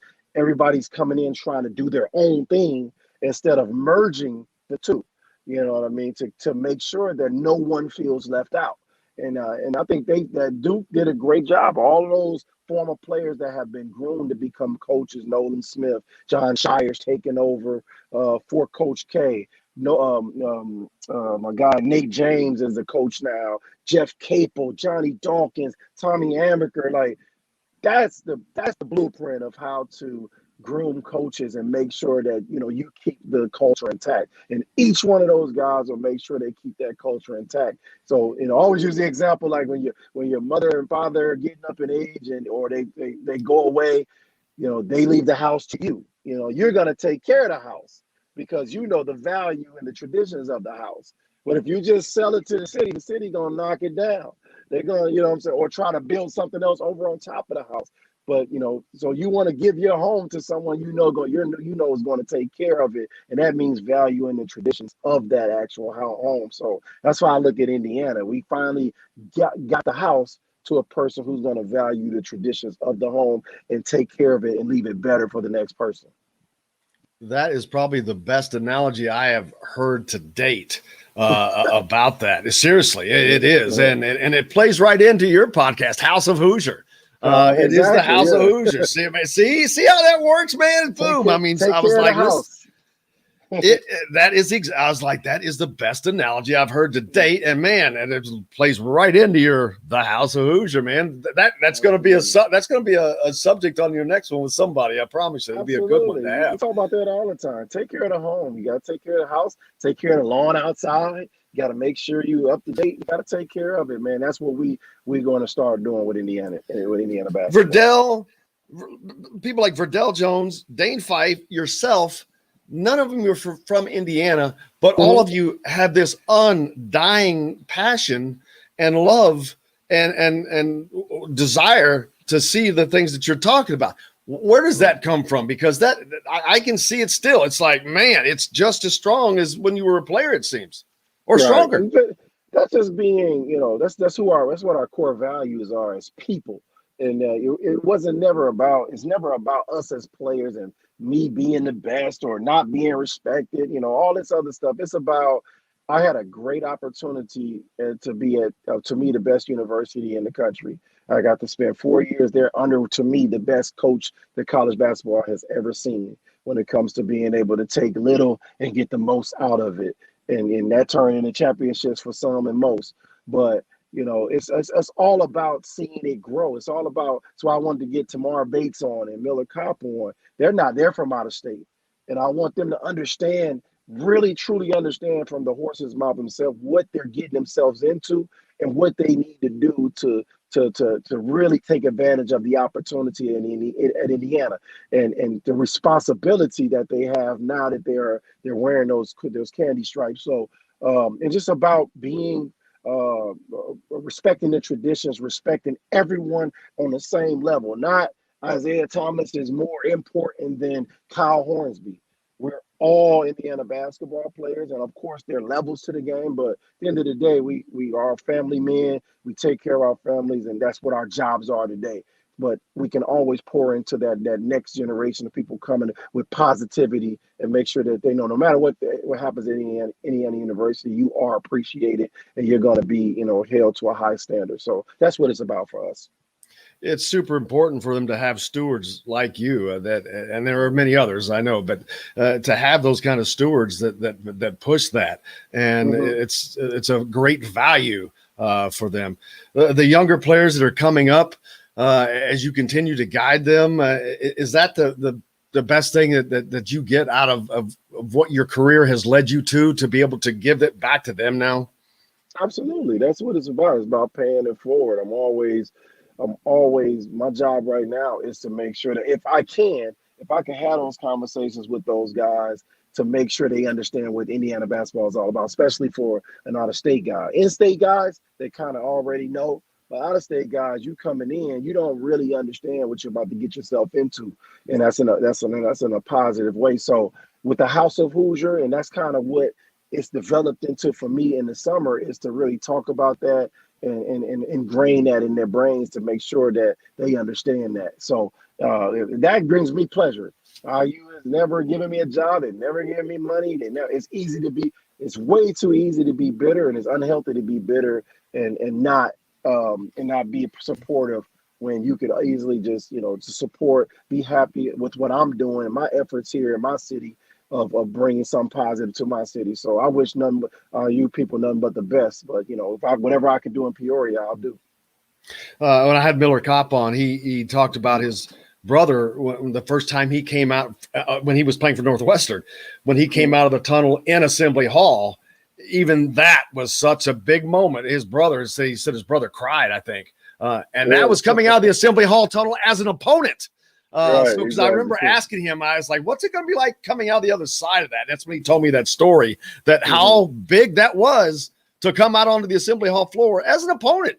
So yeah, I think he's really looking forward to it.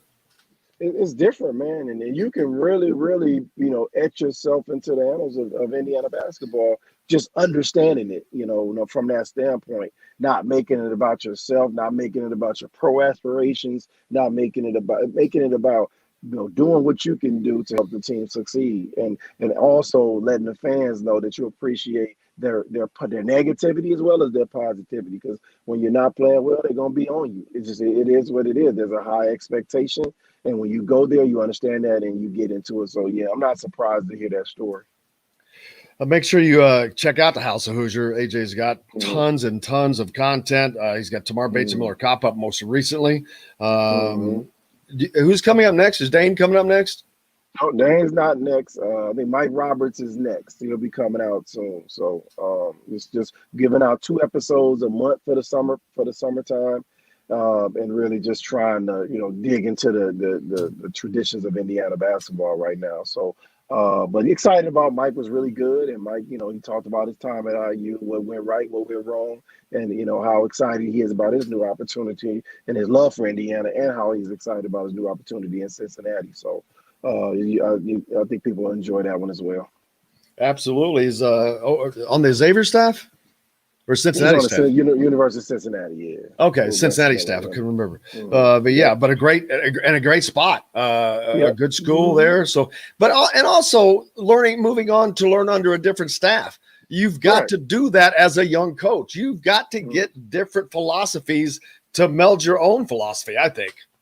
Just like, I talked about Gary going to be a head coach one day. Mike Roberts is one of those guys who's been in the game long enough. He deserves to be a head coach. We all want an opportunity to be at Indiana. I'm sure he wanted the opportunity to stay there, but it just didn't work out. And then the fact that he was, mature enough and he took, make sure he was respectful and went and took another position because his path is different. He wants to be a head coach, and being relegated to administrative role was not going to work. So, I was happy because I wanted him to continue his path because I know that he has what it takes to be a head coach. So, and I'm excited to see him. I hope they play each other. I hope they find a way to play each other. That would be awesome. So, man, it's big respect to Mike Roberts. Well, they're playing in football. Well, you get close enough. That's going to be a heck of a game. It's going to be a top 10 matchup this fall. They're playing a third game of the year. Maybe you come over for that. But what's next for you? What do you have going that people need to know about?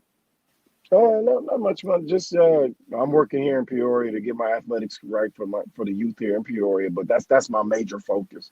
And they can look, can continue to check out the House of Hoosier podcast on Spotify, on Apple Podcasts, also on YouTube under the Field of 68 Network.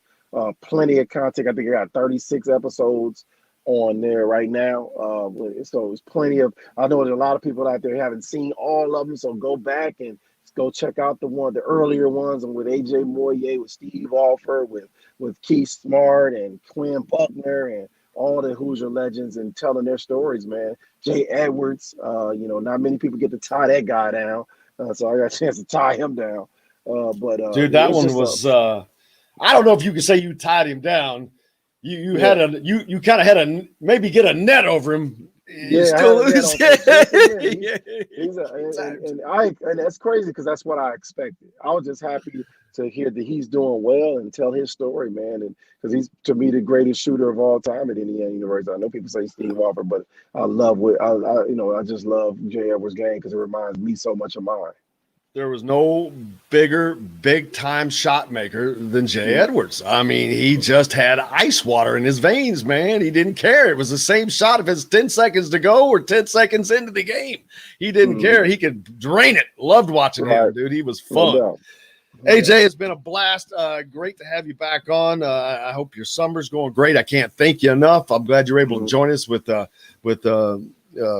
Gary and kind of reconnect with those guys. I love doing that, and looking forward to the summer. Hopefully you can get back to Bloomington at some point this summer, and we'll connect then. Absolutely, man. Thanks for having me on, Jim. You bet, buddy. AJ Guyton joining us here on Indiana Sports Beat. We got lots more to go before we finish up, and we'll be back with it right after this. We'll be right back to the Golf Club at Eagle Point Studios for more Indiana Sports Beat Radio with Jim Coyle, presented by Andy Moore Honda of Bloomington. Hey, Hoosier fans. Oh, you cut out. I thought he was going to stick around.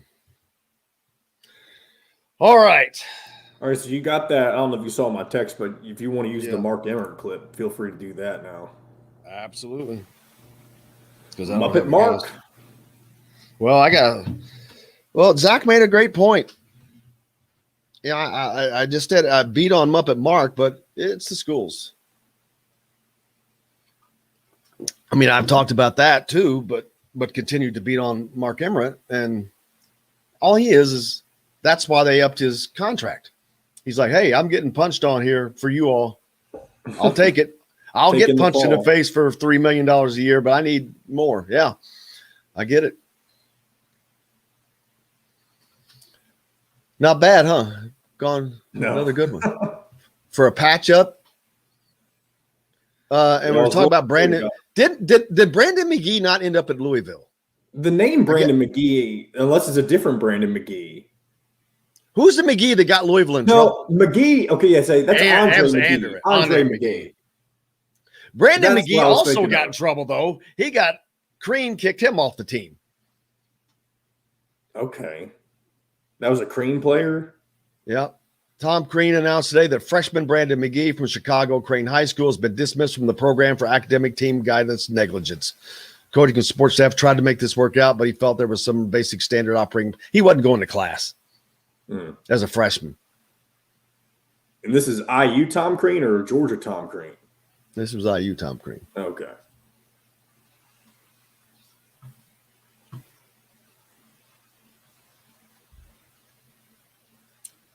Yeah. All right. So you'll have about 11 minutes left here. We got use the Emirate thing. Oh, I haven't talked about that. Yeah. You can go through some comments maybe if you need to. Well, that and the NBA, NBA was fun last night. You had Juwan Morgan's team playing, Yogi Ferrell's team playing, and someone else. I think they're the only two Indiana players left. Mike Conley. Well, they're not from IU, but Mike Conley. Gotcha. From Indianapolis, who should have been an IU player. I'll go ahead and bring us back in. As wings, tender steaks, and seafood. Sam's Ale House in Carmel and on 86th Street in Indy have a long list of craft beers and all of the right foods to go with. Plan a day on the links at Eagle Point in Bloomington, then stay for dinner at Sam's Clubhouse. Sam's Restaurants, professionals in the art of food and drink. This segment is brought to you by Bubba's 33 in Clarksville. Pizza, burgers, beer. Now back to the Golf Club at Eagle Point Studios for more Indiana Sports Beat Radio with Jim Coyle, presented by Andy Moore Honda of Bloomington. Here's Jim Coyle. Welcome back. Hope everyone's having a great week as we're about to wrap things up.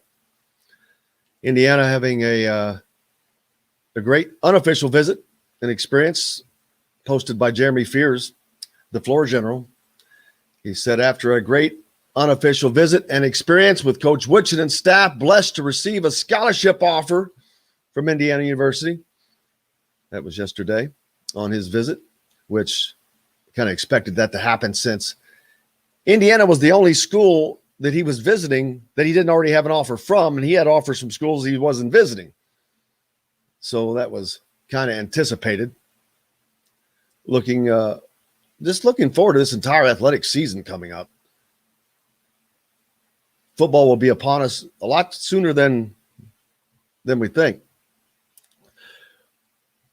Yesterday, I was talking earlier about the name, image, likeness, and basically the schools are at fault. And Zach pointed that out. And as much as I pound on Mark Emmert, but because he is a Muppet, he's a paid Muppet. He's paid to be a Muppet. But I'll be honest with you. If the NCAA wanted to pay me to be a Muppet, $3 or $4 million a year, I'd probably do it. I'm not going to lie.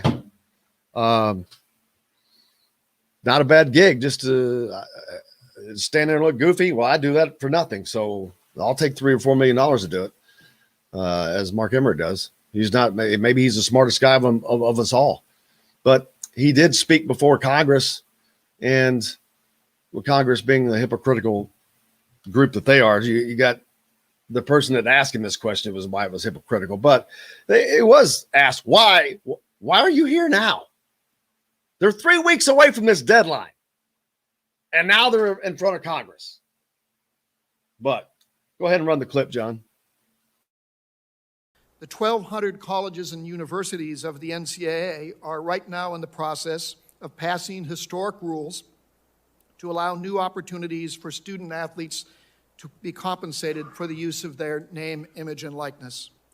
These opportunities will allow student athletes to take advantage of the evolving landscape in multiple ways, and our schools intend to pass those rules as quickly as possible, preferably before the end of the month. However well-intentioned the multiplicity of state laws are, they confuse rather than clarify the NFL landscape. This is why we are urging Congress to pass legislation creating a single national NIL standard. With these provisions, all athletes deserve to use their own name, image, and likeness in commercial endorsements and on social media, and I am very much in favor of them profiting as much as they possibly can from this. But we do need some parameters to preserve the collegiate model and protect the recruiting environment. We need comprehensive laws that apply equally to student athletes across the country, while also recognizing and accounting for the diversity across collegiate athletic programs. As a representative of the MEAC and HBCUs, I have concerns about many of the proposals that would create tremendous burdens on smaller colleges and universities, particularly those historically black institutions that do not have the same resources as some of our wealthier and more privileged peers. If new rules and regulations only add to the cost that we assume without providing us with any additional assistance, we will not be able to sustain the athletic programs we currently have.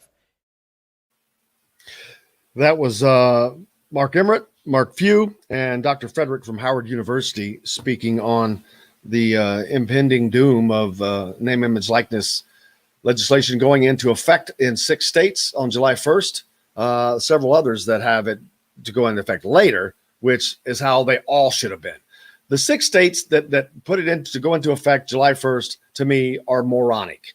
They did a great job enforcing the issue, but you could have put a little bit further out deadline past this upcoming season and allowed the time for, it's their own fault for being behind, but everyone else is going to have to pay the price for that. So those 6 states that have done that, I don't know that they've done anyone a service. I think they may have done college athletics a disservice. But pushing the envelope is good, but they pushed it too far. If football players from Georgia and Alabama and Mississippi and these the SEC schools are going to be legally paid now, but yet no one else is. Come on. I mean, seriously. But it is what it is. What's going on this weekend for you guys? NASCAR's got the All-Star this weekend at Texas. 10 points out. So if you're a NASCAR fan, you've got that going on. Looking forward to that. I think it's going to be a decent weekend.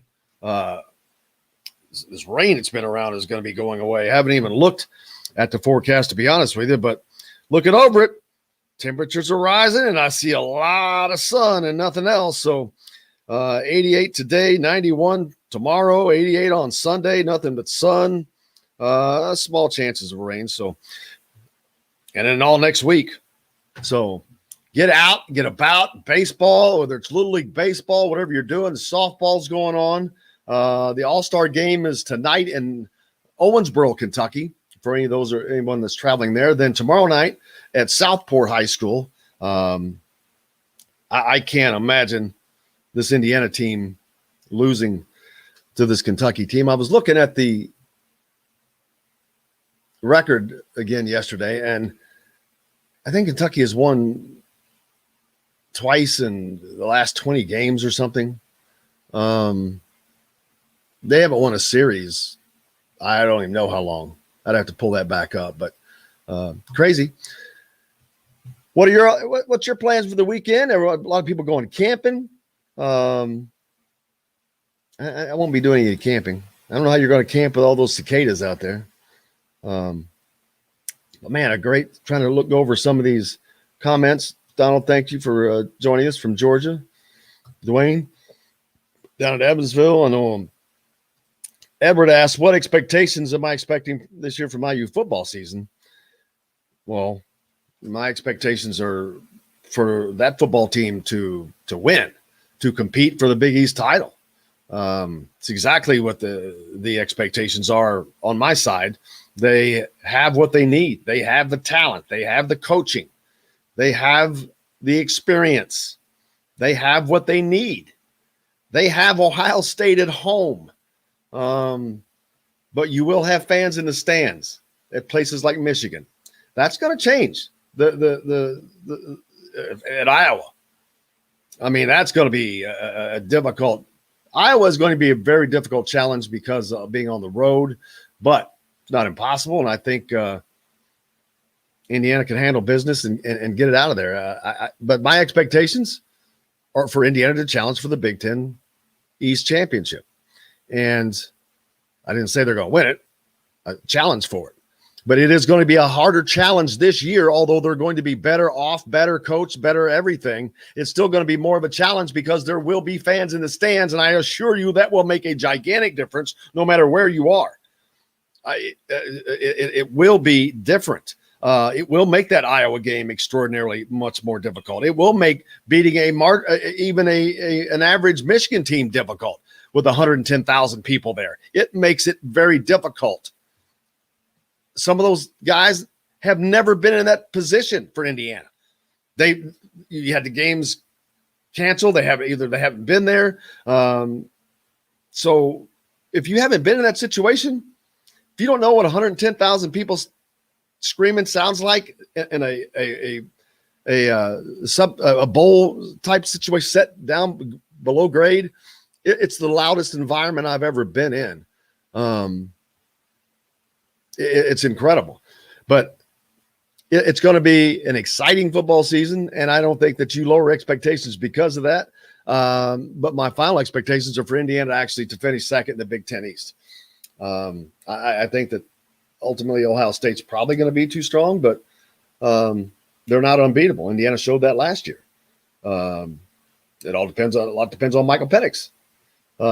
He's expected to be healthy. Hopefully he will be, and we'll see him when that rolls around. We got time before that gets here as the summer rolls through. Hopefully they'll keep that quiet too. Man, I can't believe we're already there. Thanks for popping up, John. It has been another great day. I cannot thank Alec Lasley enough. Gary Redus, AJ Guyton. Did I miss anyone, John, besides you? Zach Osterman. I didn't have him written down. Yeah, Zach Osterman. Thanks so much to Zach from the Indy Star.